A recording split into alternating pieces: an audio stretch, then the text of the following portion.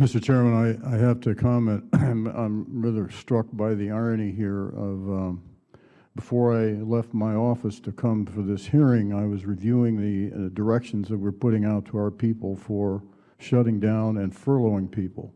What better time for a cyber attack by an adversary when much of our expertise might be furloughed? I think that's a very important comment, Director, and thank you for saying it. There are some of us who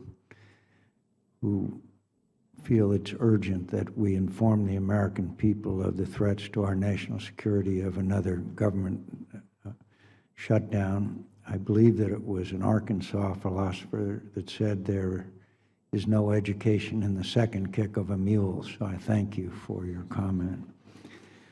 So could you talk a moment about what the impact would be to this important mission if once again we went down the rabbit hole of deciding the best thing to do is just to shut down government? So if we use our experience the last time, first thing I had to do was shut down the school system. And training and education is a core component of our ability to create this workforce.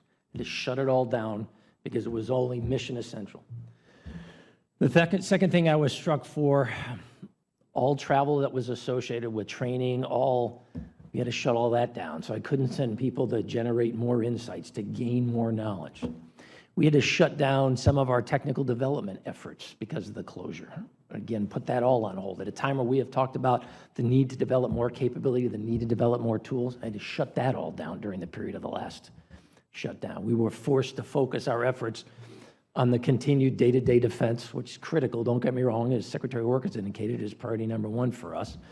The other concern I have is, and I have watched this play out now just in the last 10 days, I've been in command 18 months, and I will tell you the biggest thing I get from my workforce prior to the last 10 days, sir, this happened to us once in 2013. Is this going to happen again? If it is, why should I stay here working for the government? I could make a whole lot more money in the cyber arena on the outside.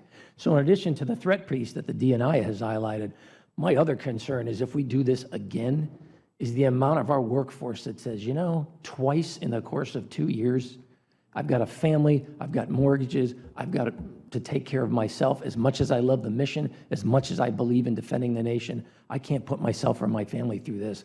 I've got to go work in the commercial sector. That would be terrible for us. Because people, despite all our technology, never forget, it is men and women who power this enterprise. That's our advantage.